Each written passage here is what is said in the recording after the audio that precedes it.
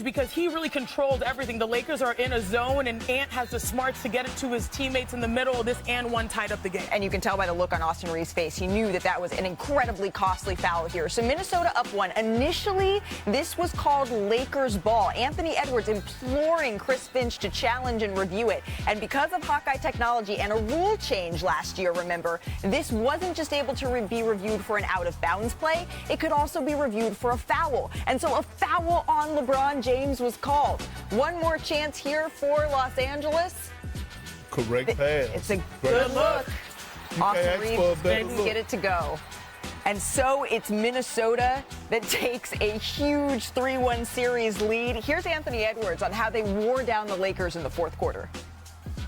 I feel like we took their best punches throughout the game and to start the third and then to end the third. So, and I felt like they was gassed going down the stretch. So just trying to, keep my foot on the pedal and keep going. You made the change of the lineup to start the second half and went with those guys the whole way through. Was that the plan? No, it wasn't planned, but we just made the decision at halftime.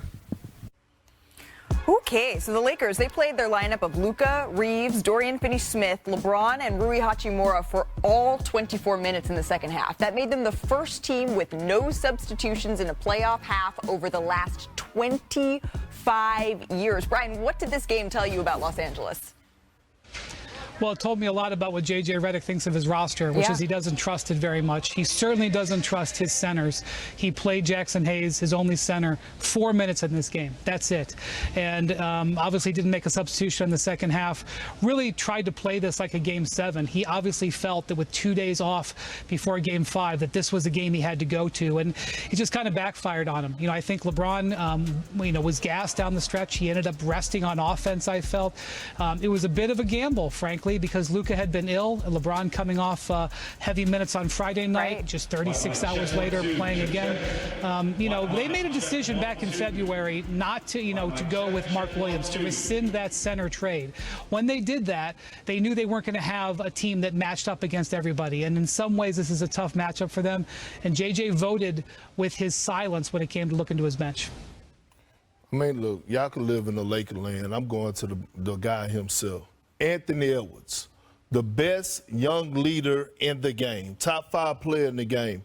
What he did yesterday afternoon reminded me of not only Jordan and Kobe mentality, but reminded me that it's no other guy that's his age that's in the same conversation with him when it comes to his mental. His mental toughness is just different. The dog in him is just different. That's what this game was about. Anthony Edwards. We could talk about JJ playing his entire starting five, the whole 24. Anthony Edwards played 24 minutes too. Anthony Edwards took over that damn game. Anthony Edwards is every former player favorite player. I wish I could have played with Anthony Edwards. Real talk. If we took a poll right now of all the retired players and all the retired greats and asked them who would they want to go team up with, 9 times out of 10, all of them go say that man right there because of the dog in him. Not just what he brings on the offensive side of things, but damn it, defensively, he is a pit. Oh, wait. Are you going to make the same? You knew that. I knew it was coming. I knew it was coming. There we go. So you say that it's former players' favorite player. I think he's also current players' favorite players. Because what we have seen is Anthony Edwards loves to be a giant slayer. We saw that last year, taking down Jokic, taking down KD. Now he has the opportunity of a lifetime to really make your career and take down LeBron James and Luka. And it all came down to execution down the stretch, and he was dang near flawless. 20 of their 32 points in the fourth quarter were generated by him. He had 16 points of that compared to the Lakers' overall 19. It was masterful. You're going to be ready for tonight to go to the concert. Yeah. But maybe playing 46 clutch time games in the regular season, they were not a very good clutch time team. Maybe that's paying off here because their execution down the stretch, you're not seeing Anthony Edwards play hero ball. And I think the folks that maybe thought, okay, the Lakers could have the advantage in this series, they were looking at that. They were looking at the late game execution at the Timberwolves. And all of a sudden, Anthony Edwards, in stark contrast to J.J. Redick trusting 4.5 guys, really, Anthony Edwards is trusting his teammates. Literally, he breathes life into his guys to make big plays. Exactly. That's what I fell in love with yesterday. And it's that lineup that they have. They've been running that DiVincenzo, Nas, Randall, McDaniels alongside Ant to close games, saying, okay, you know what, Rudy, we're still going to play you 20 minutes, but it's not going to be that closing lineup. This is the best basketball I've seen Julius Randle play in the postseason, and we could credit Anthony Edwards. Absolutely. Hey, coming up here on NBA Today.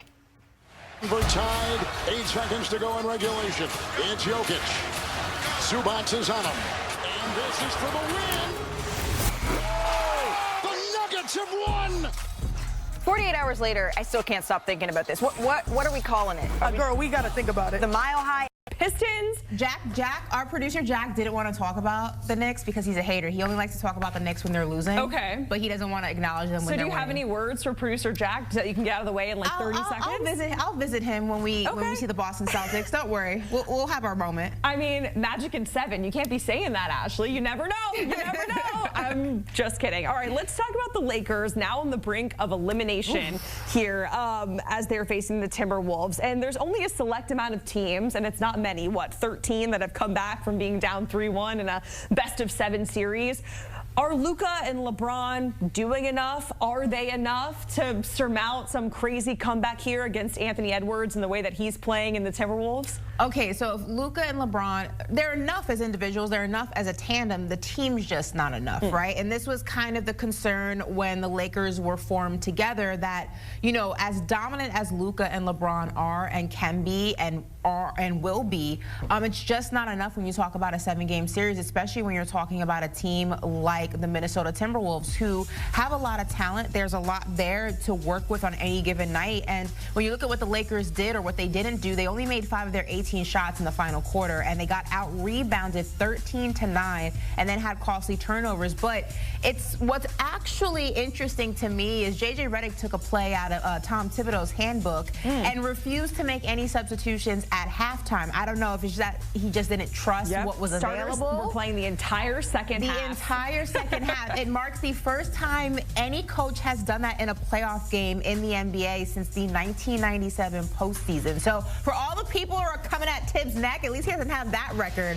on his resume. But it just goes to show how thin this roster is and how unreliable this roster is outside of LeBron and Luka not having the freedom to make those substitutions and not having the trust in those substitutions, which is a direct contrast to what Minnesota is able to do. We know what Julius Randle's going to bring. We know what Anthony Edwards is going to bring. But then you have Dante DiVincenzo. You have Nas Reed. You have Jaden McDaniels, who had a stellar night last night and has had a great just performance all through these playoffs.